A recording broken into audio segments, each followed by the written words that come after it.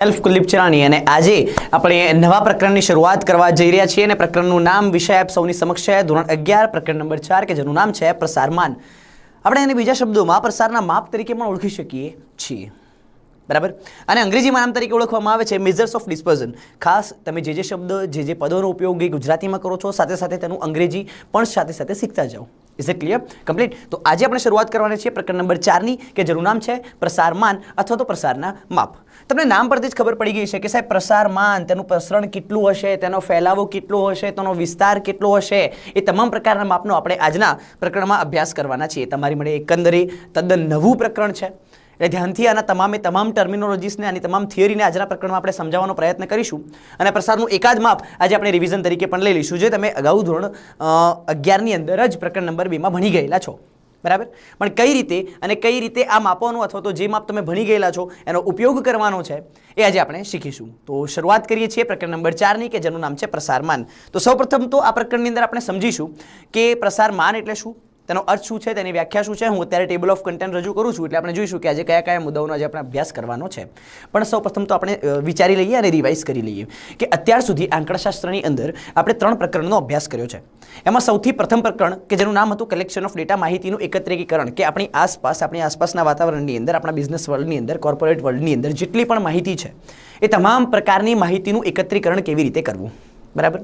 એકત્રીકરણ એ તમે પ્રત્યક્ષ રીતે કરો છો, તમે પરોક્ષ રીતે કરો છો, તમે પ્રશ્નાવલીની રીતે કરો છો, ડઝન્ટ મેટર। બટ જ્યારે માહિતી એકત્ર થઈ જાય છે ત્યારબાદ સેકન્ડ ચેપ્ટર પ્રકરણ નંબર 2 પ્રેઝન્ટેશન ઓફ ડેટા, માહિતીનું નિરૂપણ। જે માહિતી તમે એકઠી કરેલી છે, ભેગી કરેલી છે, એનું વ્યવસ્થિત રીતે નિરૂપણ થાય છે કે નહીં, કે જેથી સામેવાળાને, જોવાવાળાને, વ્યક્તિને, નિરપેક્ષ વ્યક્તિને, સામેવાળી વ્યક્તિને તમને ખબર પડવી જોઈએ કે કયા પ્રકારની માહિતી તમે એકઠી કરેલી છે અને એનું એનાલિસિસ શું છે। તેને ઘણી બધી પ્રક્રિયાઓની અંદર જોઈ ગયા હતા। પ્રકરણ નંબર 2 ને આપણે 2 ભાગમાં વર્ગીકૃત કર્યું હતું। એક હતું ક્લાસિફિકેશન એટલે કે વર્ગીકરણ અને બીજું હતું આકૃતિઓ એટલે કે ડાયાગ્રામ્સ।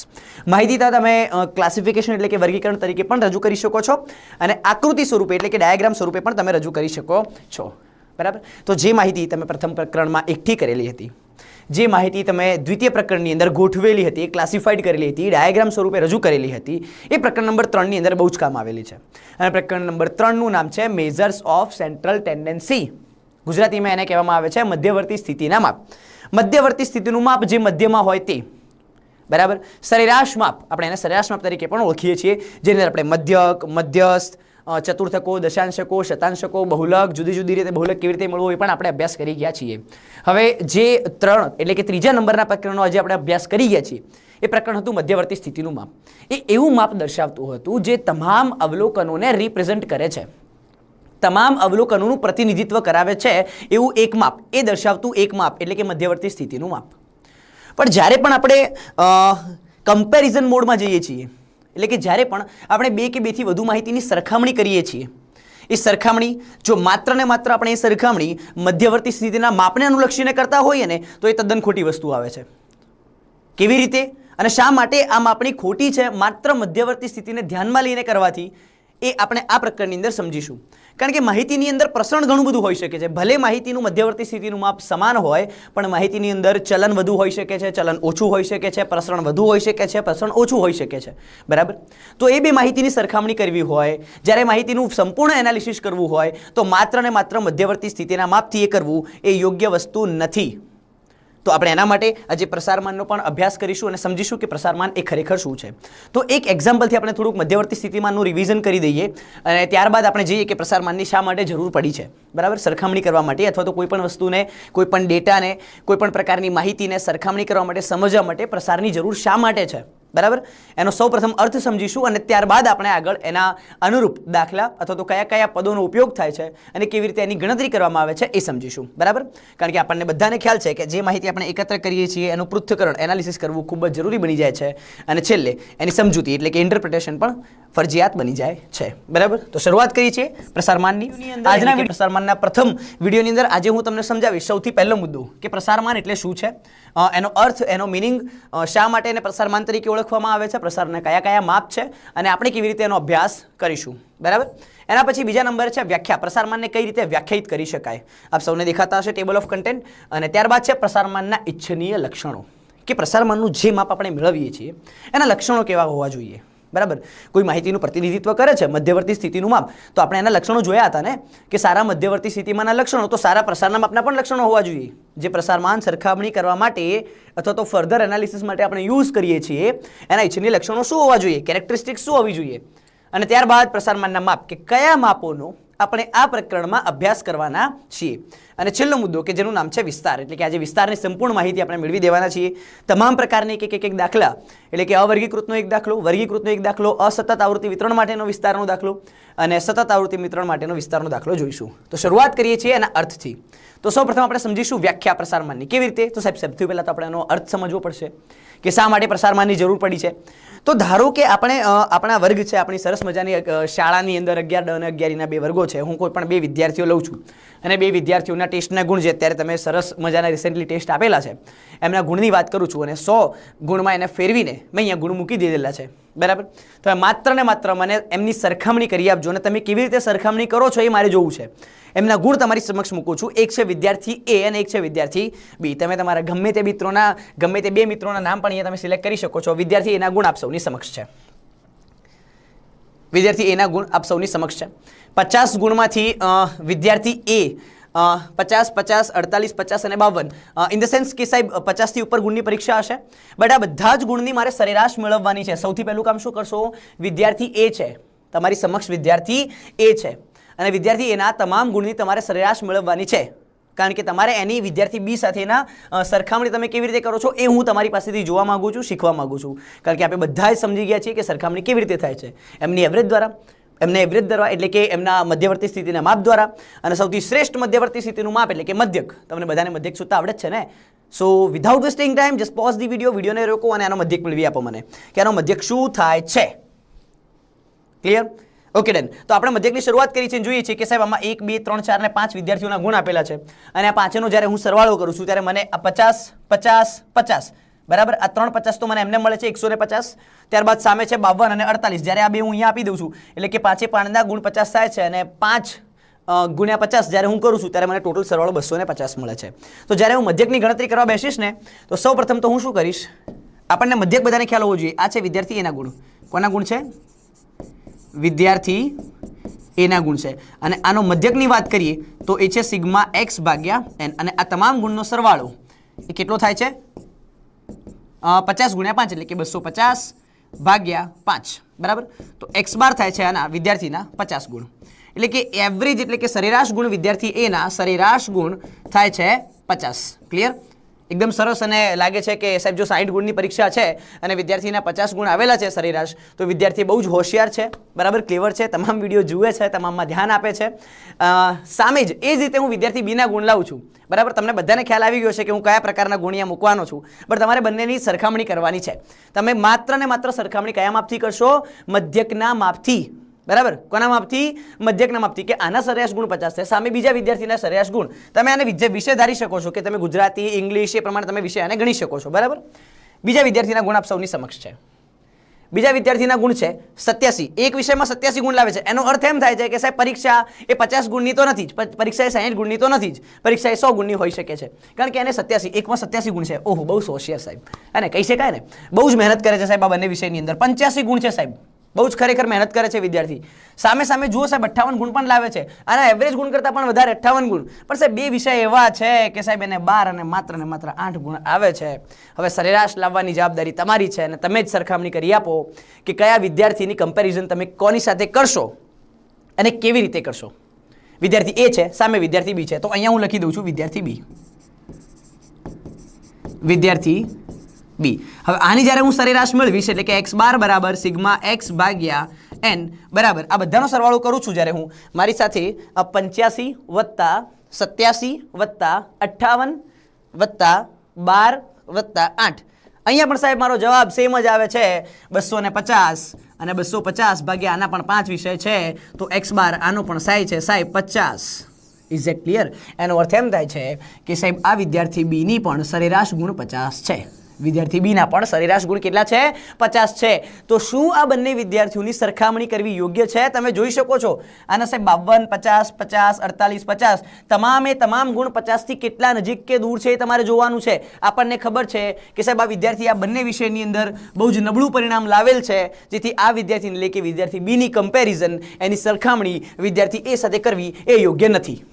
બરાબર, કારણ કે બે વિષયની અંદર એને એક્સ્ટ્રીમ લેવલનું પરફોર્મન્સ બતાવેલ છે અને બે વિષયની અંદર એનું પરિણામ બહુ જ નબળું છે. તો આ બંને વિદ્યાર્થીઓની સરખામણી થઈ શકે નહીં. આપણે જ્યારે એમ કહેવું હોય કે બંને વિદ્યાર્થી બહુ જ હોશિયાર છે અને બંનેના સરેરાશ ગુણ 50 છે, તો શું આ યોગ્ય સેન્ટેન્સ છે? શું આ યોગ્ય કન્ક્લુઝન છે? આ યોગ્ય નિર્ણય છે? ના. કારણ કે આના એ સરેરાશ 50 ગુણ છે આપણે કહી શકીએ, કારણ કે તમામે તમામ ગુણ એ 50 ની નજીક છે. સાહેબ 50 થી એક્ઝેક્ટ 50 આવે છે, 50 થી એક્ઝેક્ટ 50 આવે છે, અહીંયા પણ 50 આવે છે.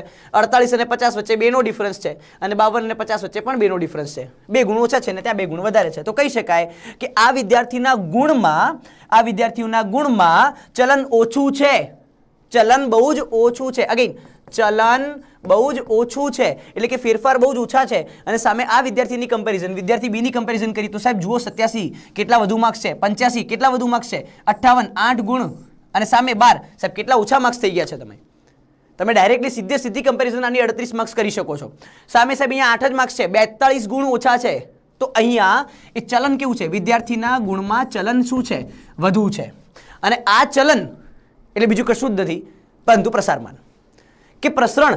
આ બંને વચ્ચેનું પ્રસરણ તમે જોઈ શકો છો કે કેટલું બધું વધારે છે. 50 છે તો 60, 70, 80 અને 85 35 ગુણ વધારે, અહીંયા 42 ગુણ ઓછા સાહેબ.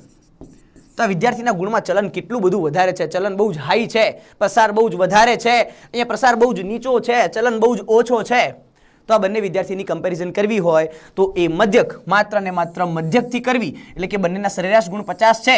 તો આ તદ્દન ખોટું સેન્ટેન્સ છે. બરાબર. અવલોકનો સરેરાશ કિંમતથી કેટલે દૂર ફેલાયેલા છે? સરેરાશ કિંમતથી 2 ગુણ દૂર ફેલાયેલા છે.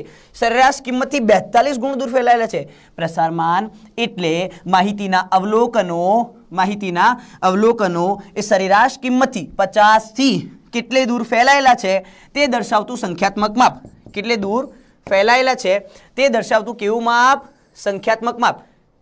હવે સાહેબ દરેક જગ્યાએ અહીંયા તો સાહેબ અહીંયા 5 જ અવલોકનો છે. જ્યારે મારી પાસે 50 અવલોકનો હોય, જ્યારે મારી પાસે 300 અવલોકનો હોય, વર્ગીકૃત માહિતી છે, મારી પાસે 1000 અવલોકનો હોય, તો દરેક વખતે હું માત્ર ને માત્ર બાદબાકી કરવા બેસીશ? ના, પ્રસારનું માપ મેળવીશ. પ્રસારનું માપ એક એવું સંખ્યાત્મક માપ છે કે જે માહિતીના તમામ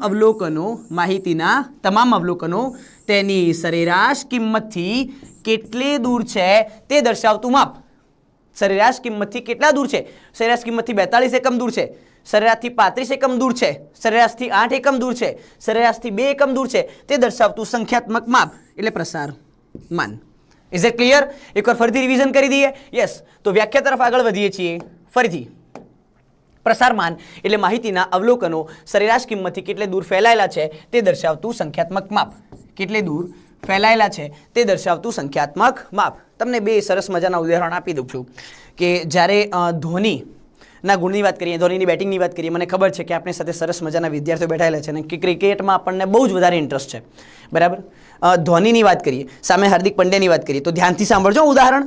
તમે કેવી રીતે એને કનેક્ટ કરી શકો છો પ્રસારમાન સાથે. ધોનીના એક મેચની અંદર 51 ગુણ છે, એક મેચની અંદર 51 રન છે અને બીજી મેચની અંદર 49 રન છે. રિપીટ કરું છું, ધોનીના એક મેચની અંદર 51 રન છે, બીજી મેચની અંદર 49 રન છે. તો એમના સરેરાશ રન કેટલા થાય છે? ધોનીના સરેરાશ રન કેટલા થાય છે? 50 થાય છે ને? સરસ. સામે હાર્દિક પંડ્યા આવે છે. હાર્દિક પંડ્યા એક મેચની અંદર 1 પર જ આઉટ થઈ જાય છે. એક મેચની અંદર 1 પર જ આઉટ થઈ જાય, 1 રન પર જ. અને બીજી મેચની અંદર એ 99 રન કરે છે. તો એના સરેરાશ કેટલા છે? એના સરેરાશ રન કેટલા થાય છે? 50. આના પણ 50 રન, ધોનીના પણ, હાર્દિક પંડ્યાના પણ 50 રન. તો સાહેબ સૌથી સ્ટેબલ કોણ છે? સૌથી સ્થિર માપ કોનું છે? ધોનીનું છે ને? તો પ્રસારનું માપ કોનું સ્થિર કહેવાય? ધોનીનું કહેવાય. ચલન ઓછું કોનામાં કહેવાય? ધોનીની અંદર કહેવાય. હાર્દિક પંડ્યાની વાત કરીએ તો સાહેબ એક મેચમાં તો 99 રન મારે છે, એ બીજી મેચની અંદર 1 જ રન મારે છે. તો ચલન કેટલું બધું વધારે છે. એ વ્યક્તિ સ્ટેબલ નથી, એના રન સ્ટેબલ નથી. હા, નો ડાઉટ એ સારી મેચોમાં સારું પણ રમે છે, but this is one example. એ માત્ર ને માત્ર એક એક્ઝામ્પલ જ છે કે સાહેબ અહીંયા ચલન ઓછું છે, અહીંયા ચલન વધારે છે. બરાબર. તો આ માપ સ્ટેબલ કહેવાય, ધોનીના રન સ્ટેબલ કહેવાય અને હાર્દિક પંડ્યાના રન સ્ટેબલ કહેવાય નહીં. બરાબર. આ ફરીથી છે, હું ફરીથી એકવાર ફરીથી રિપીટ કરી દઉં છું, આ માત્ર એક એક્ઝામ્પલ છે. બટ જ્યારે ચલન વધુ છે અથવા તો એના અવલોકનો એની સરેરાશ કિંમતની આસપાસ કેટલા દૂર છે, તો સાહેબ 99 તો સરેરાશ કિંમતથી 49 વધારે છે અને 1 એ સરેરાશથી 49 ઓછા છે, તો ચલન બધું વધારે છે. અને આ ચલન દર્શાવતું સંખ્યાત્મક માપ એટલે પ્રસારના માપ. ક્લિયર? તમને વિદ્યાર્થીનું પણ એક્ઝામ્પલ આપી દીધું, તમને ધ્વનિનું એક્ઝામ્પલ આપી દીધું, ક્રિકેટનું આપી દીધું. હવે તમારે જે એક્ઝામ્પલ લેવું તમે લઈ શકો છો. પણ સરેરાશ કિંમતની આસપાસ 50 રનથી 51 અને 49 કેટલા દૂર છે તે દર્શાવતું સંખ્યાત્મક માપ એટલે પ્રસારમાન. સરેરાશ કિંમતની આસપાસ એટલે કે 99 રન અને 1 રન વચ્ચેનું અંતર કેટલું છે તે દર્શાવતું સંખ્યાત્મક માપ એટલે પ્રસારમાન. બરાબર. અને આપણી પાસે તો અઢળક પ્રકારની માહિતી છે. અવર્ગીકૃત પણ છે, વર્ગીકૃત પણ છે, અસતત આવૃત્તિ વિતરણ છે, સતત છે. સતતમાં સાહેબ આપણી પાસે તો 2 ભાગ છે, નિવારક પ્રકારનું છે, અનિવારક પ્રકારનું છે. તો બધામાં તમને થોડો ઘણો ફેરફાર દેખવા મળતો હશે ને, ક્યાંક ફેરફાર વધારે હશે, ક્યાંક ફેરફાર ઓછો હશે. ધ્વનિમાં ફેરફાર ઓછો છે, હાર્દિક પંડ્યામાં વધારે છે. વિદ્યાર્થી એમાં ફેરફાર ઓછો છે, વિદ્યાર્થી બીના ગુણમાં ફેરફાર બહુ જ વધારે છે. ક્લિયર? આ વસ્તુ યોગ્ય નથી. એટલે સરખામણી કરવી એ મધ્યવર્તી સ્થિતિના માપનો ઉપયોગ કરીને કોઈ પણ માપ સમજવું એ યોગ્ય નથી. એ માપનું વધુ પૃથ્થકરણ અને એનાલિસિસ કરવા માટે તમારે પ્રસારના માપ પણ જોઈશે. Is it clear? તો પ્રસારનું માપ એટલે શું? ફરીથી ત્રીજી વાર રિવિઝન કરી દઈએ છીએ.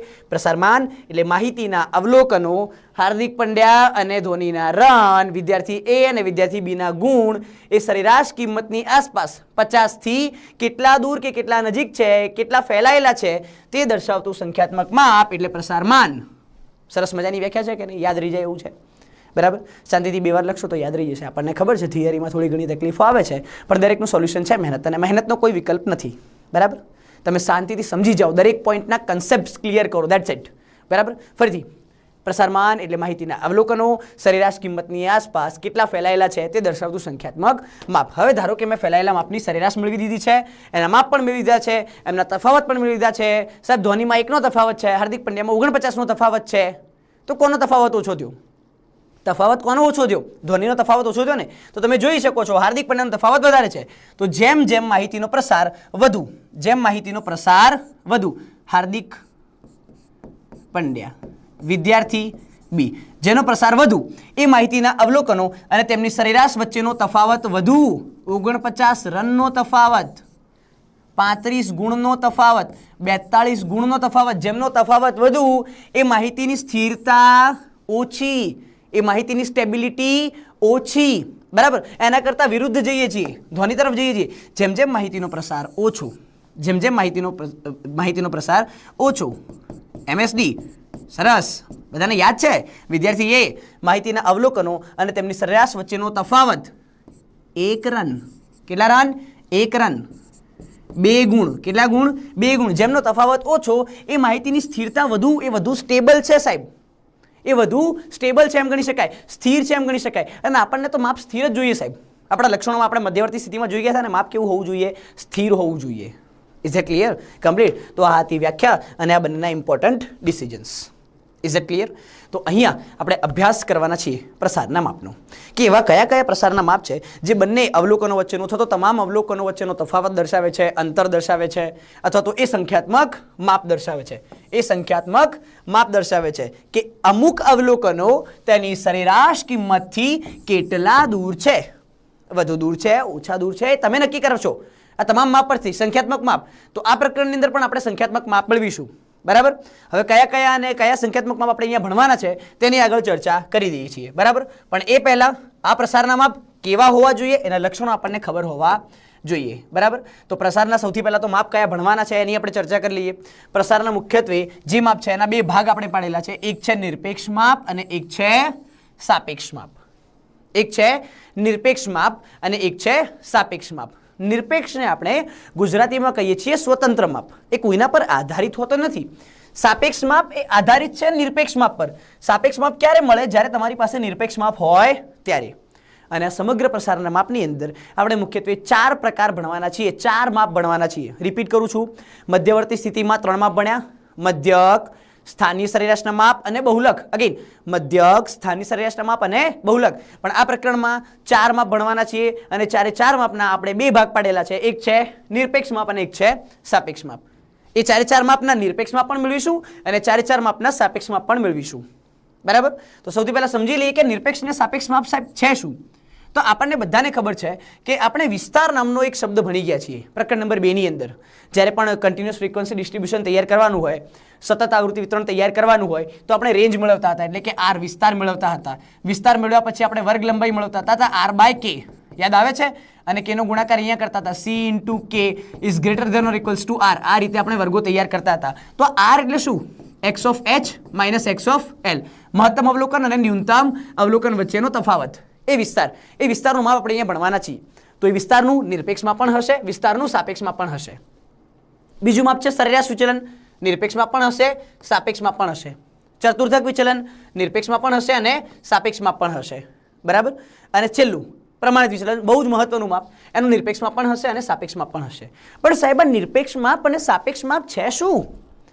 સાહેબ આ સ્વતંત્ર માપ છે. આ કેવું માપ છે? સ્વતંત્ર. અને આ સાપેક્ષ, એટલે કે કોઈના પર આધારિત માપ છે. પણ આપણે લખીશું નિરપેક્ષ અને સાપેક્ષ. સમજી લઈએ પહેલા કેવી રીતે. ઓકે, નિરપેક્ષ માપ અને સાપેક્ષ માપનો તફાવત અહીંયા આપણને આપી દીધેલો છે. જરાક તમને હેરાનગતિ ન થાય એટલે યસ, ડન.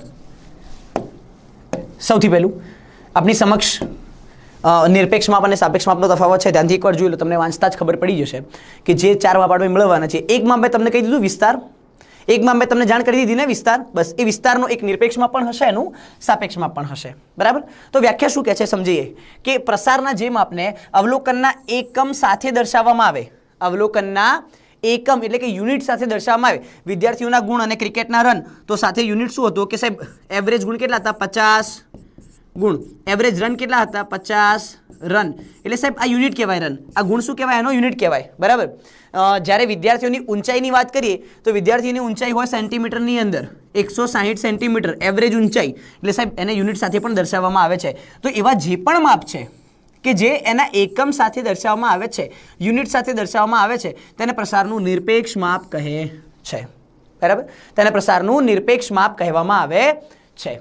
બીજું એના કરતાં વિરોધી, પ્રસારનું જે માપ એકમથી મુક્ત હોય, જેમાં એકમ હોતો નથી, દશાંશમાં દર્શાવવામાં આવે છે, બરાબર. દશાંશમાં હોઈ પણ શકે અને ન પણ હોઈ શકે, પણ એની પાછળ યુનિટ યુઝ કરવામાં આવતો નથી, એકમ યુઝ કરવામાં આવતો નથી. અત્યારે જ્યારે આપણે સમજીશું, એકાદ દાખલો ગણીશું ત્યારે એનો નિરપેક્ષ પણ જોઈશું અને સાપેક્ષ પણ જોઈશું, બરાબર. તો જેમાં એકમ સાથે દર્શાવવામાં આવે છે એને નિરપેક્ષ માપ કહેવાય, એકમથી મુક્ત હોય તેને સાપેક્ષ માપ કહેવામાં આવે છે, બરાબર. તફાવત પૂછવામાં આવે છે, તમને ડિસ્ક્રિપ્શન પૂછવામાં આવે છે, સમજાવો કહેવામાં આવે છે, તો તમે આ જ મુદ્દાઓનો અભ્યાસ કરશો અને આ જ મુદ્દાઓ લખશો, બરાબર. તો વ્યાખ્યા ખબર પડી ગઈ. એકમ સાથે દર્શાવવામાં આવે તો નિરપેક્ષ માપ, એકમ વગર દર્શાવવામાં આવે તો એ સાપેક્ષ માપ. એનો કોઈ પણ પ્રકારનો એકમ હોતો નથી. હવે શા માટે નથી હોતો એનું રીઝન નીચે છે પાછું. સૌથી પહેલું, જુદા જુદા એકમો ધરાવતા 2 કે 2 થી વધુ માહિતીના પ્રસારની સરખામણી પ્રસારના નિરપેક્ષ માપ દ્વારા થઈ શકતી નથી. જેમના એકમો જુદા જુદા હોય એમની સરખામણી એ નિરપેક્ષ માપ દ્વારા થઈ શકતી નથી. આ રનની સરખામણી એ સેન્ટીમીટર સાથે થઈ શકે નહીં, કારણ કે બંનેના એકમો જુદા જુદા છે. અહીંયા રન છે, અહીંયા સેન્ટીમીટર છે. ગુણની સરખામણી એ સેન્ટીમીટર સાથે થઈ શકે નહીં, એકમો બંનેના જુદા જુદા છે.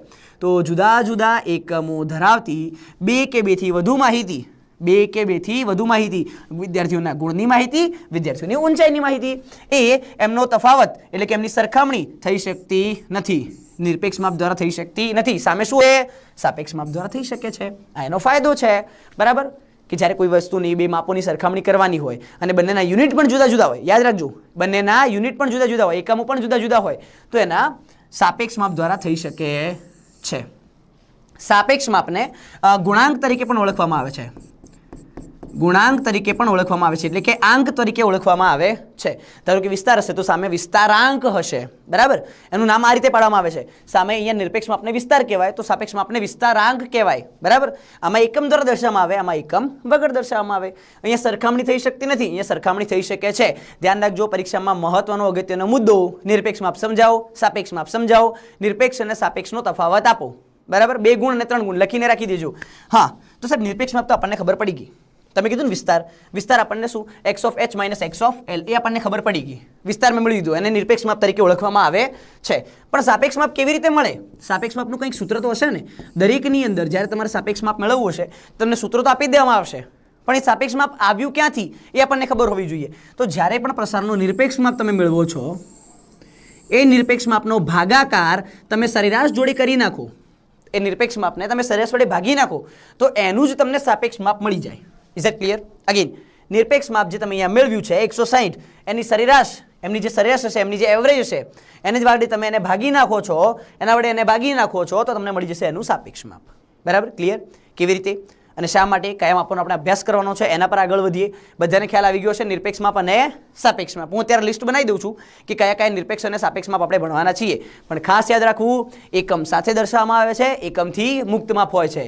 બે કે બેથી વધુ સમૂહ જેમના એકમો જુદા જુદા છે એમની સરખામણી અહીંયા થઈ શકતી નથી અને સાપેક્ષ માપ દ્વારા સરખામણી થઈ શકે છે.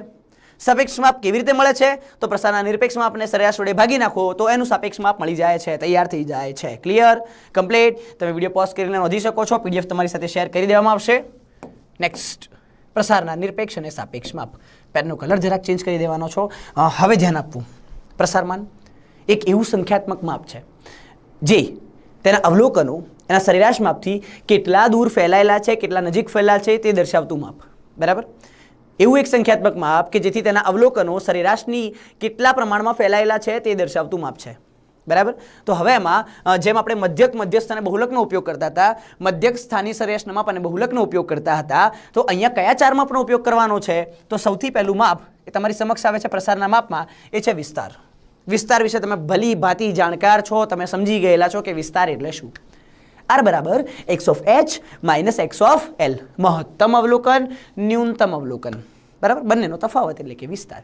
આજે આપણે એ ટોપિકને પણ ચલાવી દઈશું, પૂર્ણ કરી દઈશું, કારણ કે તમને સારી રીતે એની નોંધ છે, જાણ છે. બરાબર? ક્લિયર? બીજું માપ જે આપણી સમક્ષ આવશે, જે આ પ્રકરણમાં આપણે ભણીશું, જે છે ચતુર્થક વિચલન. સાહેબ, આ વિચલન આપણને ખબર છે, તમે પહેલાં સમજાવેલું છે. બરાબર? મધ્યક થી એના અવલોકનો વચ્ચેનું અંતર એટલે કે ચતુર્થક વિચલન. આ વિચલન, માત્ર વિચલન. બરાબર? અને ચતુર્થકો અમને ખબર છે, જે માહિતીના ચાર સરખા ભાગ પડે એને ચતુર્થકો કહેવામાં આવે છે. એનો અર્થ એમ થાય છે કે જો તમે હજુ સુધી ચતુર્થકોનો અભ્યાસ નથી કર્યો તો પ્રકરણ નંબર 3ના વિડીયોઝ તમારી પાસે છે, તમારા ગ્રુપમાં છે, તમને શેર કરેલા છે, વિડીયો મૂકેલા જ છે. ફરીથી એકવાર જાઓ, રિવિઝન કરો. ચતુર્થક નહીં આવડે તો પ્રકરણ નંબર 4માં પ્રવેશવાનો કોઈ જ અર્થ નથી. Is that clear? અત્યારે જ નીકળીને સૌથી પહેલા ચતુર્થકોનું એકવાર રિવિઝન કરીને આવો, સમજીને આવો, ત્યારબાદ જ તમારે ચતુર્થક વિચલન સમજવાનું છે. હા, પણ આજના દિવસમાં રોકાઈ જાઓ, સમજી લો, બેઝિક્સ અને વિસ્તાર સમજીને જાઓ. બરાબર? કમ્પ્લીટ? પહેલા સમજીશું આપણે વિસ્તાર, એના પછી આવશે ચતુર્થક વિચલન. ત્રીજું માપ જે આપણી સમક્ષ આવે છે એ છે સરેરાશ વિચલન, અને છેલ્લું માપ જે હશે એ હશે પ્રમાણિત વિચલન. એટલે કે બધામાં સર વિચલન તમે અમને સમજાવેલું છે, આપણે એકવાર વાત કરેલી છે, x માઇનસ x બાર, મધ્યકમાંથી લીધેલું વિચલન એટલે કે તફાવત. બરાબર? પણ કંઈ વાંધો નહીં, ખાલી નામ યાદ રાખો કે આપણે આ પ્રકરણમાં ચાર માપ ભણવાના છીએ. પહેલું શું છે? વિસ્તાર, ચતુર્થક વિચલન, સરેરાશ વિચલન અને પ્રમાણિત વિચલન. બરાબર? આજે આપણે વાત કરીશું માત્ર ને માત્ર વિસ્તારની. પણ સાહેબ તમે થોડી વાર પહેલાં કીધું કે બધા હું નિરપેક્ષ અને સાપેક્ષ માપ કહીશ, તો કહો. Yes, I am giving it.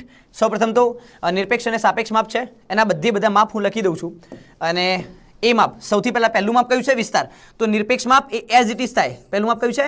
વિસ્તાર. તો એની સામે વિસ્તારનું સાપેક્ષ માપ શું હશે? વિસ્તારાંક. શું હશે? વિસ્તારાંક. વિસ્તાર વત્તા અંક, સંધિ છૂટી પાડો, ગુજરાતી પણ થાય છે, જોયું? હા, ગ્રેટ. સૌથી પહેલું બીજું ચતુર્થક વિચલન. બીજું માપ શું છે? ચતુર્થક વિચલન. અને સામે શું હશે? બધાને ખબર છે, આંક જોડી લેવાનો. તો ચતુર્થક વિચલનાંક.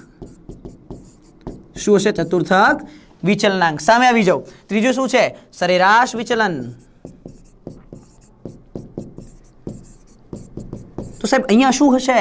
સરેરાશ વિચલનાંક.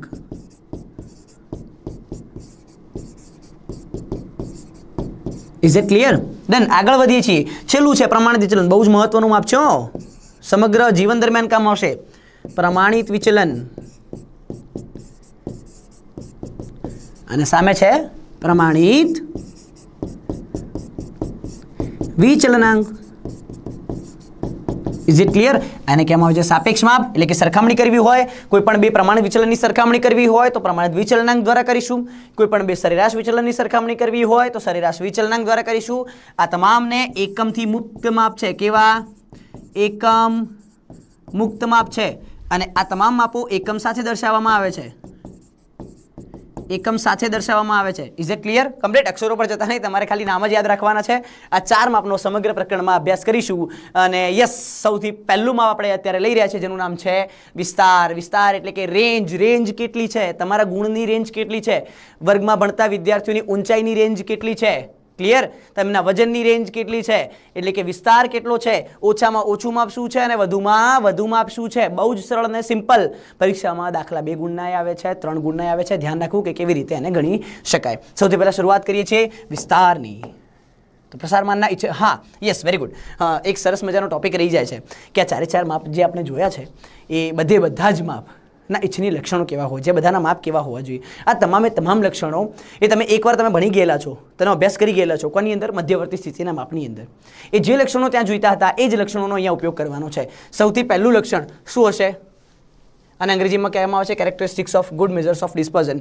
તેની વ્યાખ્યા જે પણ માપ ભણો છો તમે, વિસ્તાર ભણો છો, સરેરાશ વિચલન ભણો છો, ચતુર્થક વિચલન ભણો છો, પ્રમાણિત વિચલન ભણો છો, એની વ્યાખ્યા સંપૂર્ણ સ્પષ્ટ હોવી જોઈએ, તમને સમજાય એવી હોવી જોઈએ, ક્લિયરલી અને રિજિડલી ડિફાઇન્ડ હોવી જોઈએ. બરાબર? એના પછી બીજા નંબરનો પોઈન્ટ, તમને બધાને વ્યાખ્યાઓ ખબર જ હશે ને, આપણે એક એક વ્યાખ્યા ડિસ્કસ કરીને પછી જ દાખલા ગણીએ છીએ. બીજું, તે સમજવા માટે તેમજ ગણતરી કરવા માટે સરળ હોવી જોઈએ. સરળતાથી સમજાઈ તો જવી જોઈએ ને. વ્યાખ્યા સરળ છે સાહેબ, પણ સમજાતી નથી, એ ચાલે નહીં. એ સમજવા માટે પણ સરળ હોવી જોઈએ, તેમજ ગણતરી કરવા માટે સરળ હોવી જોઈએ. ગણતરી ભારે તો સાહેબ આપણને એટલે ગમતી નહીં, હા ને? તો ગણતરી પણ કેવી હોવી જોઈએ? સરળ હોવી જોઈએ. અને આપણે તમામ ગણતરીઓને સરળ બનાવીશું, નહીં હશે તો પણ બનાવીશું. Is it clear? બસ સરસ મજાનું સ્મિત તમારા ચહેરા પર રાખો. તો પ્રથમ મુદ્દો શું હતો? તે સ્પષ્ટ રીતે વ્યાખ્યાયિત હોવી જોઈએ. અગેન, તે સ્પષ્ટ રીતે વ્યાખ્યાયિત હોવી જોઈએ. એની ગણતરી સરળ હોવી જોઈએ. એના પછી તે માહિતીના બધા જ અવલોકનો પર, હા, જે પણ માપ તમે મેળવો છો ને એમાં બધા જ અવલોકનોનો ઉપયોગ થઈ ગયેલો હોવો જોઈએ. એક પણ અવલોકન બાકાત રહેલું હોવું જોઈએ નહીં. તો જ એ સારું માપ ગણાય. અથવા માપ તો ગણાય જ, પણ તો એ શ્રેષ્ઠ માપ ગણાય. કયું? પ્રસારનું શ્રેષ્ઠ માપ ગણાય. જે માપ મધ્યવર્તી સ્થિતિમાં હતા, જે લક્ષણો મધ્યવર્તી સ્થિતિના હતા, એ જ લક્ષણો અહીંયા ઉપયોગ કરવાના છે. બધા જ અવલોકનો. કેટલા અવલોકનો? બધા જ અવલોકનોનો ઉપયોગ થયેલો હોવો જોઈએ. એવું નહીં કે પહેલું છેલ્લું, છેલ્લું પહેલું, વચ્ચેના 50%. બરાબર? બધા જ અવલોકનોનો ઉપયોગ કરશો તો જ શ્રેષ્ઠ માપ ગણાશે. બરાબર? ગ્રેટ.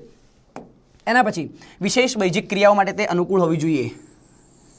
જેટલી પણ બેઝિક પ્રોસિજર છે, બેઝિક ગણતરી છે, જે અગાઉ યુઝ થવાની છે, તમામ માપો એવા હોવા જોઈએ જેની અગાઉ યુઝ એટલે કે એના પછીના માપોમાં પણ યુઝ થવા જોઈએ. કારણ કે તમામ માપોનો યુઝ આપણે પ્રકરણ નંબર 4, 5માં કરવાના છીએ, ધોરણ 12માં કરવાના છીએ. પ્રમાણિત વિચલન તો તમારી સાથે લાઇફસ્ટાઇલ છે. વિસ્તાર કેટલો છે માહિતીનો એ તમારા જીવન દરમિયાન તમારે ભણવાનું છે. બરાબર? તો આ તમામ પ્રકારની પ્રક્રિયાઓ માટે બેઝિક જેટલી પણ પ્રક્રિયાઓ છે બધા માટે અનુકૂળ હોવી જોઈએ. બરાબર? ક્લિયર? આગળ વધીએ છીએ. નેક્સ્ટ, તે સ્થિર માપ હોવું જોઈએ. આપણે જોઈ ગયા એ માપ કેવું હોવું જોઈએ? સ્થિર. ધોનીના ગુણ સ્થિર હતા ને, હાર્દિક પંડ્યાના નહીં. ફરીથી મજાક, આપણે તો એક્ઝામ્પલ્સ જ અહીંયા લઈએ છીએ. ક્લિયર? હા, ડન. નેક્સ્ટ, એના પછી કેટલાક અતિ મોટા અને અતિ નાના અવલોકનોની તેના પર વધુ અસર થવી જોઈએ નહીં. એક્સ્ટ્રીમ ઓબ્ઝર્વેશન્સની એટલે કે છેડાઓના અવલોકનોની, જે સૌથી નાનું હોય, સૌથી મોટું હોય, બધા આવીને એને ધમકી આપી જાય એવું ચાલે નહીં. બરાબર? એની વધારે પડતી અસર એના પર થવી જોઈએ નહીં. જ્યારે અવલોકનોનું માપ બહુ વધી જાય તો એના સરેરાશ માપમાં, એના પ્રસારના માપમાં એ ફરક પડવો જોઈએ નહીં. નાનું અવલોકન બહુ જ નાનું થઈ જાય, બરાબર, એની કિંમત બહુ જ ઘટી જાય તો એના પર વધારે ફરક પડતો હોવો જોઈએ નહીં. બરાબર? ક્લિયર? ઘણા બધા માપ એવા હશે જેની પર અસર થતી હશે અને ઘણા બધા માપ એવા હશે જેની એટલી વધારે અસર થતી હશે નહીં. તો તમામ લક્ષણો યાદ રાખવા કે વધુ અસર ન થવી જોઈએ, વધુ અસર ન થવી જોઈએ. ફરીથી, તે સરળ રીતે વ્યાખ્યાયિત હોવું જોઈએ, સમજવામાં સરળ હોવું જોઈએ, ગણતરી સરળ હોવી જોઈએ, બધા જ અવલોકનોનો ઉપયોગ કરતો હોવો જોઈએ. તો જ શ્રેષ્ઠ ગણાય ને. પ્રતિનિધિ ક્યારે શ્રેષ્ઠ ગણાય? કે જ્યારે બધાને સાથે રાખીને ચાલે. બરાબર? એના પછી તે તમામ ક્રિયાઓ માટે અનુકૂળ હોવો જોઈએ, તે માપ સ્થિર હોવું જોઈએ, સ્ટેબલ હોવું જોઈએ. બરાબર? અને છેલ્લું, તે અતિ મોટા અને અતિ નાના અવલોકનોની તેના પર અસર થવી જોઈએ નહીં. એ જ લક્ષણો છે, એ જ ઇચ્છનીય લક્ષણો છે જે તમે ઈચ્છા કરતા હતા મધ્યવર્તી સ્થિતિના માપની અંદર. Is it clear? આગળ વધીએ. ડન. યસ, પ્રથમ માપ આપણે જે અભ્યાસ કરવા જઈ રહ્યા છીએ તેનું નામ છે વિસ્તાર. વિસ્તાર એટલે આર. તમને આરનું સૂત્ર ખબર છે? અત્યારે આપણે ચર્ચા કરી, પ્રકરણ નંબર 2માં પણ ચર્ચા કરી ગયા હતા. આર બરાબર x of h minus x of l. મહત્તમ ઓબ્ઝર્વેશન, ન્યૂનતમ ઓબ્ઝર્વેશન. સાહેબ મિક્સ મત કરો. મહત્તમ અવલોકન, ન્યૂનતમ અવલોકન. બરાબર? Highest observation, lowest observation. બરાબર? ક્લિયર? તો વિસ્તારનું સૌથી પહેલાં તો આપણને સૂત્ર ખબર હોવી જોઈએ, એના પરથી જ આપણે વ્યાખ્યા કરીએ છીએ. સૂત્રના પરથી વ્યાખ્યા તમારી સમક્ષ છે. માહિતીના સૌથી મોટા અવલોકન અને સૌથી નાના અવલોકન વચ્ચેના તફાવતને વિસ્તાર કહે છે. બરાબર? જાતે બનાવો, તમારી રીતે બનાવો, સમજો, માત્ર ક્લિયર થઈ જાઓ. આ સૌથી મોટું અવલોકન, આ સૌથી નાનું અવલોકન, બરાબર. આ ઘરનો પહેલો છેડો, આ ઘરનો છેલ્લો છેડો, બરાબર. આ બંને વચ્ચેનું અંતર એટલે મારો વિસ્તાર, મારા ઘરનો વિસ્તાર. એકદમ ક્લિયર છે કે નહીં? એકદમ સરળ છે કે નહીં? મારા ઓછામાં ઓછા ગુણ 8 આવ્યા છે. હવે આવે કંઈ વાંધો નહીં, મહેનત કરો વધારે, બરાબર. સૌથી વધારે ગુણ 99 છે. 99 સાહેબ 100 માંથી 99 પણ લાયેલા છે. તો તમે આ 99 અને 8 વચ્ચેનો જે કિંમતોનો જે રેન્જ છે એને કહેવામાં આવે છે વિસ્તાર, બરાબર. એટલું સરળ અને સિમ્પલ છે. જાતે લખો કે ન્યૂનતમ અવલોકન મહત્તમ અવલોકન વચ્ચેની કિંમતને વિસ્તાર કહેવામાં આવે છે. માપને વિસ્તાર કહેવામાં આવે છે. વ્યાખ્યા જુઓ કેટલી મસ્ત છે. આપેલી માહિતીના સૌથી મોટા અને સૌથી નાના અવલોકનો વચ્ચેના તફાવતને વિસ્તાર કહેવામાં આવે છે. બસ એકદમ ઇઝી, આવડી ગઈ ને? બસ સરસ. ઓકે, એનું સૂત્ર વિસ્તારના સંકેતમાં, યસ વેરી ગુડ, નોટેશન પણ સાથે લખવું જરૂરી છે. વિસ્તારના સંકેતમાં R, range, RANGE, first word capital range, R capital R વડે દર્શાવવામાં આવે છે. સ્મોલ આર ના કરતા એ સહસંબંધક થઈ જાય છે 12મા ધોરણનું, બરાબર. 11મા ધોરણમાં શું છે? વિસ્તારના સંકેતમાં આર વડે દર્શાવવામાં આવે છે. ક્લિયર? આગળ વધીએ. આરનું સૂત્ર x of h minus x of l. બધાને ખબર છે ને શું છે x of h અને x of l? મહત્તમ કિંમત હોય એને x of h કહેવાય, ન્યૂનતમ કહેવાય એને x of l કહેવાય, બરાબર. મેં અહીંયા લખી દીધેલું છે x of h બરાબર મહત્તમ અવલોકન, x of l બરાબર ન્યૂનતમ અવલોકન. સૂત્ર યાદ રાખવું, r બરાબર x of h minus x of l. Clear? આગળ વધીએ છીએ. યસ, વિસ્તારાંક સાપેક્ષ માપ પણ કે છે. આ એનું નિરપેક્ષ માપ છે, બરાબર. રિપીટ કરું છું, હું સૂત્ર લખી નાખું છું અહીંયા એટલે તમને શું ખ્યાલ રહે. પહેલાં તો નિરપેક્ષ માપ, જેને વિસ્તાર કહેવામાં આવે છે, અથવા તો એમ પૂછવામાં આવે કે વિસ્તારનું નિરપેક્ષ માપ જણાવો, તો એ વિસ્તાર જ છે પોતે. અને એનું સૂત્ર છે r બરાબર x of h minus x of l. હવે એમ પૂછવામાં આવે છે વિસ્તારનું સાપેક્ષ માપ જણાવો, તો એને કહેવાય સાપેક્ષ માપ અથવા તો વિસ્તારાંક. શું કહેવાય? સાપેક્ષ માપ અથવા તો વિસ્તારાંક, બરાબર. r ની ઉપર જ ડોટ આવશે. ક્લિયર? હવે વિસ્તારાંકનું સૂત્ર શું છે? એને હા, એનો કોઈ સાંકેતિક સ્વરૂપ નથી, તમારે ખુદ લખવું પડશે. વિસ્તારાંક, વિસ્તારાંક બરાબર x of h minus x of l, જે તમે યુઝ કર્યું છે તે, અને x of h plus x of l. તમારે ટૂંકમાં લખવું હોય તો r ભાગ્યા x of h plus x of l. Is that clear? Complete? તો જો સૂત્ર તમને આપી દેલું છે, બંનેના સૂત્ર લખી નાખો અને યસ એને નોંધી દો, કારણ કે દાખલાઓની શરૂઆત આપણે કરવા જઈ રહ્યા છીએ, જે આપણને માહિતીનો માત્ર ને માત્ર વિસ્તાર બતાવે છે.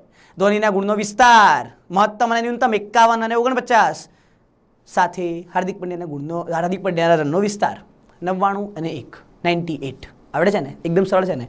બસ આ રીતે જ ગણતરી કરવાની છે સાહેબ. બસ હસતા રહો ને ધીમે ધીમે ભણતા રહો. જે એવું લાગે છે કે સાહેબ સ્પીડ વધુ જાય છે, પોઝ, રોકો, શ્વાસ લો, ફરીથી સ્ટાર્ટ કરી દો, બરાબર. ક્લિયર? કારણ કે સમય બહુ જ ઓછો છે. અને યસ, વિસ્તાર 6 મહિના દરમિયાન કોઈ એક વસ્તુના ભાવના આંક નીચે મુજબ છે. ભાવના રિપીટ થઈ ગયેલું છે. ભાવના આંક નીચે મુજબ છે. તે પરથી વિસ્તાર અને વિસ્તારાંક શોધો, બરાબર. 158, 162, 160, 170, 165, 157. શું કીધું છે? વિસ્તાર અને વિસ્તારાંક. તમને બધાને ખબર છે ને વિસ્તારનું સૂત્ર શું છે, વિસ્તારાંકનું સૂત્ર શું છે? જુઓ, સૌથી પહેલાં તો વાત કરી દઈએ વિસ્તાર એટલે કે નિરપેક્ષ માપ. નિરપેક્ષ માપ અથવા તો વિસ્તાર, બરાબર. ક્લિયર? r બરાબર x of h minus x of l. Clear? હવે જ્યાં x of h મહત્તમ કિંમત કેટલી આપેલી છે? આ બધામાંથી હાઈએસ્ટ ઓબ્ઝર્વેશન કેટલું છે? 170. Very good, 170. ન્યૂનતમ ઓબ્ઝર્વેશન x of l કેટલા છે? 157. Is that clear? તો 170 અને 157 વચ્ચેનો તફાવત, તો 170 માઇનસ 157, 170 ને 157 વચ્ચેનો તફાવત કેટલો છે? તે 7 ને 3 અને સામે 10 એટલે કે 13, એટલે કે r બરાબર 13. શું લખેલું છે? કોઈ એક વસ્તુના ભાવ શેમાં હોય? રૂપિયા. એટલે એનું એકમ શું આવશે? 13 રૂપિયા. તમારું રૂપિયા ગુજરાતીમાં લખવું હોય તો તમે એ પણ લખી શકો છો, બરાબર. પણ તમે સિમ્બોલિકલી લખશો તો ચાલશે, કારણ કે આ નિરપેક્ષ માપ છે જે એકમ સાથે દર્શાવવું ફરજિયાત બની જાય છે, બરાબર. ક્લિયર? આગળ વધીએ. નેક્સ્ટ બીજું છે સાપેક્ષ માપ. સાપેક્ષ માપને તમે વિસ્તારાંક તરીકે પણ ઓળખી શકો છો. કઈ રીતે? વિસ્તારાંક તરીકે પણ ઓળખી શકો છો. અને વિસ્તારાંકનું સૂત્ર તમને બધાને ખબર છે, x of h minus x of l divided by x of h plus x of l, બરાબર. x of h minus x of l નું કિંમત તમે મેળવી દીધેલી છે 13 ભાગ્યા x of h plus x of l એટલે કે 170 વત્તા 157. હવે જ્યારે આને 13, 170 ને 157નો સરવાળો કરીને અને ભાગાકાર જ્યારે હું કરું છું ત્યારે મારી ભાગાકારની કિંમત કેટલી આવે છે એ તમે જાતે પણ કરી શકો છો અને એનું સોલ્યુશન લાવી શકો છો. It is 327. 327 અને આનો ભાગાકાર જ્યારે હું કરું છું 13 ભાગ્યા 327 નું તો મને કિંમત મળે છે 0.04 ઇઝન્ટ ઇટ એકવાર વેરીફાઈ કરીને તમે જોઈ શકો છો યસ વિસ્તારાંકની કિંમત છે 0.04 તો અહીંયા હું લખી શકું છું કે વિસ્તાર માહિતીનો વિસ્તાર બરાબર 13 રૂપિયા અને વિસ્તારાંક બરાબર 0.04 હવે કોઈ પણ બે માહિતી હોય જેના એકમ જુદા જુદા હોય અને બંનેના માપની સરખામણી કરવી હોય વિસ્તારની સરખામણી કરવી હોય તો વિસ્તારનું નિરપેક્ષ માપ ના લેવાય વિસ્તારનું સાપેક્ષ માપ લેવાય જે છે 0.04 ક્લિયર તો આ હતી તમારી વિસ્તાર અને વિસ્તારાંક શોધવાની રીત સૂત્ર બધાને ખબર છે તમે વિડીયો રોકીને એકવાર સમજી શકો છો પણ સમજવાની પણ જરૂર મને લાગતી નથી તમને બધાને આવડી જ ગયું હશે એકવાર સમજતા જ કે x of h minus x of l કરવાના છે અહીંયા ઉપર માઇનસ નીચે પ્લસ ઉપર બાદબાકી નીચે સરવાળો બરાબર બંને કિંમતો લખી દેવાની પહેલા લખી દેવાનું x of h આટલા અને x of l આટલા છે સરળ એકદમ સિમ્પલ ડન તો થમ્સઅપ એકવાર કરી નાખો સાહેબ અહીંયા થમ્સઅપ નથી થતું હા થાય છે ને લાઈક કરી નાખો ચાલો ઓકે ડન ગ્રેટ સૌથી પહેલું વિસ્તાર હવે શું હશે સાહેબ યસ જોડણીમાં તમારી ત્યાં ક્યાંક ભૂલ થતી હોય તો તમે જોતા રહેજો કે નીચે આપેલ આવૃત્તિ વિતરણ પરથી વિસ્તાર અને વિસ્તારાંક શોધો તો સામે તમે જોઈ શકો છો કે પ્રાપ્તાંક અને આવૃત્તિ આપેલી છે આ કયું આવૃત્તિ વિતરણ કહેવાય કેટલી વાર પ્રેક્ટિસ કરી છે ઘણી બધી વાર કરી છે ને કરાવી છે ને આપણે તો યસ આને કહેવાય અસતત આવૃત્તિ વિતરણ માહિતી બે પ્રકારની હોય અવર્ગીકૃત માહિતી અને વર્ગીકૃત માહિતી અવર્ગીકૃત માહિતીનો દાખલો જોઈ દીધો રો ડેટાનો દાખલો જોઈ લીધો જેને કહેવામાં આવે છે રો ડેટા અથવા તો અનગ્રુપ ડેટા આ છે વર્ગીકૃત માહિતી જેમાં આવૃત્તિ આપેલી હોય પણ આવૃત્તિની સાથે વર્ગો આપેલા હોય તો સતત આવૃત્તિ વિતરણ વર્ગો નથી આપેલા તો અસતત આવૃત્તિ વિતરણ સાહેબ આપણે શું કરવાનું છે એ બોલો ને શું કીધું છે વિસ્તાર અને વિસ્તારાંક શોધો નિરપેક્ષ માપ અને સાપેક્ષ માપ તો અહીંયા મારું સૂત્ર ચેન્જ નહીં થાય સૂત્ર સેમ ટુ સેમ વિસ્તાર મેળવીશ શું મેળવીશ પ્રથમ તો વિસ્તારને શેના નામે ઓળખવામાં આવે છે આરના નામે આર બરાબર x of h minus x of l મહત્તમ અવલોકન અને ન્યૂનતમ અવલોકન સાહેબ આ તો આવૃત્તિ છે આ તો શું છે આવૃત્તિ છે મારે તો પ્રાપ્તાંક જોવાના મારે શું જોવાના પ્રાપ્તાંક એટલે શું મારી ચલની કિંમતમાં મહત્તમ કિંમત 107 ન્યૂનતમ કિંમત 100 મહત્તમ કિંમત 107 ન્યૂનતમ કિંમત કેટલી છે 100 બરાબર હવે જ્યારે નીચે આની કિંમતો મેળવું છું તો શું લખીશ 107 માઇનસ 100 બરાબર એટલે કે 7 શું છે પ્રાપ્તાંક કોઈ એકમ નથી તો કોઈ એકમ દર્શાવવાની પણ જરૂર નથી જ્યારે ના હોય ને ત્યારે નહીં દર્શાવવાનો 7 પ્રાપ્તાંક લખશો તો પણ ચાલશે પણ નથી લખવાનું આપણે બરાબર આર બરાબર 7 ઇઝ ધેટ ક્લિયર કમ્પ્લીટ અહીંયા લખવાનું કે જ્યાં અથવા તો દાખલાની શરૂઆતમાં કે અહીં x of h બરાબર મહત્તમ કિંમત 107 ફરીથી રિપીટ કરું છું આવૃત્તિ સાથે આપણે કંઈ જ લેવા દેવા નથી કિંમતો ગમે તેટલી હોય પણ મહત્તમ કિંમત કેટલી છે 107 હું તમને એમ કહું કે એક વર્ગની અંદર 10 ગુણ લાવનાર વિદ્યાર્થીઓ 15 છે અને 97 ગુણ લાવનાર વિદ્યાર્થીઓ એક જ છે તો 97 ગુણ લાવનાર વિદ્યાર્થીઓ ભલે 1 હોય કે 50 હોય આપણે એનાથી લેવા દેવા નહીં પણ મહત્તમ ગુણ કેટલા છે 97 ન્યૂનતમ ગુણ કેટલા છે 10 બસ એ જ બંનેનું કામ છે is it clear done x of h બરાબર 107 અને x of l બરાબર 100 કમ્પ્લીટ બધાને ખ્યાલ આવી ગયો છે વધીએ આગળ ડન હવે સાહેબ આપણે વિસ્તારાંકનું માપ મેળવવાનું છે તો અહીંયા હું નીચે જ મેળવી દઉં છું વિસ્તારાંકનું માપ વિસ્તારાંક અથવા તો સાપેક્ષ માપ તમે લખી શકો છો પણ અત્યારે મને જરૂર લાગતી નથી એટલે હું એમ ડાયરેક્ટ લખી શકું છું કે r ભાગ્યા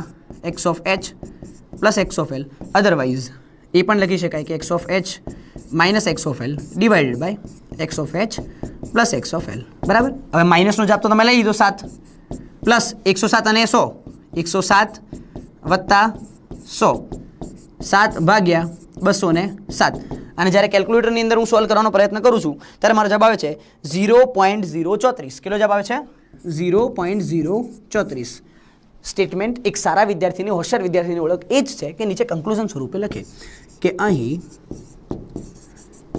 આપેલ માહિતી માટે વિસ્તાર કેટલા છે 7 વિસ્તાર 7 એકમ ન હોય તો તમે એકમ લખી શકો છો 7 એકમ અને વિસ્તારાંક એકમ વગર સાપેક્ષ માપ છે 0.034 છે ક્લિયર છે ને એકદમ સરળ સાહેબ અવર્ગીકૃત હોય કે અસતત આપણને માપ આવડી ગયું છે મહત્તમ કિંમત જોવાની ન્યૂનતમ કિંમત જોવાની દાખલો પૂર્ણ છે ને એકદમ ઇઝી ફટાફટ થમ્સઅપ કરો મિત્રો તમે હા પહેલાં કરી દીધેલું છે તો કંઈ વાંધો નહીં મને ખબર પડી જ જશે હા ને ઓકે ડન ગ્રેટ સાથે વધીએ છીએ આગળ વધીએ છીએ યસ આવૃત્તિ 3 પરથી વિસ્તારને વિસ્તારાંક શોધો તમારી પાસે એક નવો ટાસ્ક હવે તમને એ જ દાખલો એ જ વસ્તુ કહું છું કે વર્ગના વિદ્યાર્થીઓ છે એમના ગુણ આપેલા છે અને એ છે 10 થી 12 12 થી 14 14 થી 16 16 થી 18 આ રીતે વર્ગો બનાવેલા છે અને છેલ્લે હું જોઉં છું કે 54 થી 56 મહત્તમમાં મહત્તમ ગુણ છે 56 ગુણ આપેલા છે. ઓકે, અહીંયા વજન આપેલું છે, વજન કેજીમાં આપેલું છે. વજન લઈ લઈએ છીએ કે 44 કેજી, ઓછામાં ઓછું 44 કેજી વજન હશે, વધુમાં વધુ આ જ વર્ગની અંદર 46 હશે. અને એ જ આખા સમગ્ર વર્ગની વાત કરીએ તો સમગ્ર વિદ્યાર્થીઓની વાત કરીએ તો મહત્તમમાં મહત્તમ વજન 56 હશે અને એ વર્ગમાં મહત્તમ વજન 56 છે અને ઓછામાં ઓછું 54 છે. તો તમે એમ કહી શકો કે ધારો કે વર્ગના વિદ્યાર્થીઓ છે ને એમના વજન આપેલા છે, તો આખા વર્ગમાં ઓછામાં ઓછું વજન કેટલું હશે? 44. હવે 10 જણાનું હોય, 8નું હોય, 80નું હોય કે 800નું હોય, આપણે એનાથી લેવા દેવા નહીં. આપણું ન્યૂનતમ વજન કેટલું છે એ જ જોઈએ છે ભાઈ. બરાબર, કેટલું છે ન્યૂનતમ વજન? 44. 44 શું? KG, right. સામે શું છે? 56. 56 શું છે? કેજી. મહત્તમ વજનની વાત કરવામાં આવે તો 56 કેજી, ન્યૂનતમ વજનની વાત કરવામાં આવે તો 44 કેજી. તો બસ ને આપણું કામ પૂરું. સાથે વર્ગો શું છે, એમની વર્ગ લંબાઈ શું છે, એમની આવૃત્તિ શું છે, વિદ્યાર્થીઓ શું છે, આપણે કંઈ લેવા દેવા નહીં. બરાબર, પણ વજન છે એટલે કે વજનનો એકમ શું આવે? કેજી. અહીંયા આવૃત્તિની જગ્યાએ સંખ્યા હશે, વિદ્યાર્થીઓની સંખ્યા અથવા તો વ્યક્તિઓની સંખ્યા, ગમે તે હોય. બરાબર, તો અહીંયા જ્યારે હું દાખલો ગણવા બેસું છું ત્યારે અહીંયા હું હવે દાખલાની શરૂઆત જુદી રીતે કરું છું. અહીં x ઓફ h બરાબર કેટલા છે? 56. x ઓફ l બરાબર કેટલા છે? 44. આવડશે ને? બધું આપી તો દીધું ને તમને. સૂત્ર બદલાવાનું છે, નથી બદલાવાનું ને તો વિડીયોને પોઝ કરો, જાતે ગણવાનો પ્રયત્ન કરો. આવડી ગયું ને? કેટલું સરળ છે, સિમ્પલ છે ને? બસ તો આ જ રીતે તમારો ચહેરો હસતો ખિલખિલાટવાળો રાખો અને દાખલા આપણે આમ સરળતાથી ગણી નાખીશું. બરાબર, હા, કન્સેપ્ટ ક્લિયર કરવાના છે.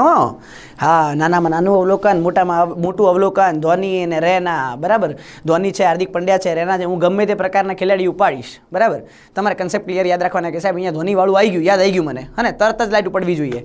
ક્લિયર? ઓકે, તો યસ, જેમનો જવાબ આવી ગયો છે વેરી ગુડ. આનું વિસ્તારનું માપ છે 12 અને વિસ્તારાંકનું માપ આપણે જોઈ લઈએ, ગણી લઈએ કે કેવી રીતે એનો જવાબ આવે છે. તો સૌપ્રથમ તો આપણો વિસ્તાર મેળવવાનો છે.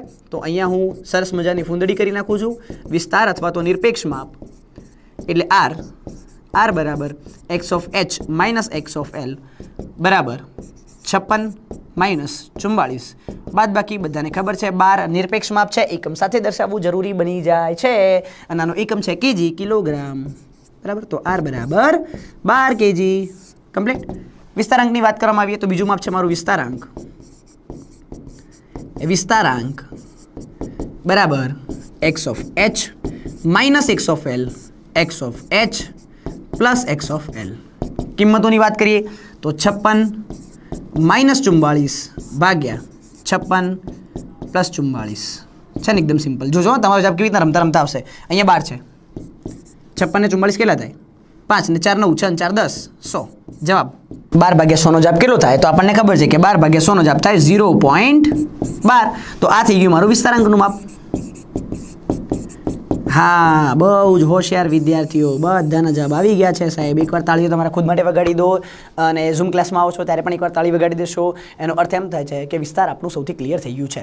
જ્યારે 2 કે 2થી વધુ સમૂહના માપોની, પ્રસારના માપની સરખામણી કરવી હોય તો એ સાપેક્ષ માપ દ્વારા થઈ શકે છે. તો આ 0.12 દ્વારા સરખામણી કરવી. બરાબર, વિસ્તાર દ્વારા સરખામણી કરવી નહીં. તે એકમ દર્શાવતું માપ છે. સાપેક્ષ માપ કેવી રીતે મેળવવામાં આવે છે આપણને બધાને ખ્યાલ છે. નિરપેક્ષ માપને જ્યારે એની સરેરાશ વડે ભાગવામાં આવે ત્યારે આપણને સાપેક્ષ માપ મળે છે. તો અવર્ગીકૃત માહિતી માટે, અસતત આવૃત્તિ વિતરણ માટે, સતત આવૃત્તિ વિતરણ માટે, ગમે તે પ્રકારનું આવૃત્તિ વિતરણ હોય, આપણે મહત્તમ અને ન્યૂનતમ કિંમતો જોઈએ છે. એનો અર્થ એમ થાય છે કે આપણે બધા જ પ્રકારના દાખલા વિસ્તાર અને વિસ્તારાંકવાળા ગણી શકીએ છીએ. આના દ્વારા આના સિવાય બીજી કોઈ રીત નથી.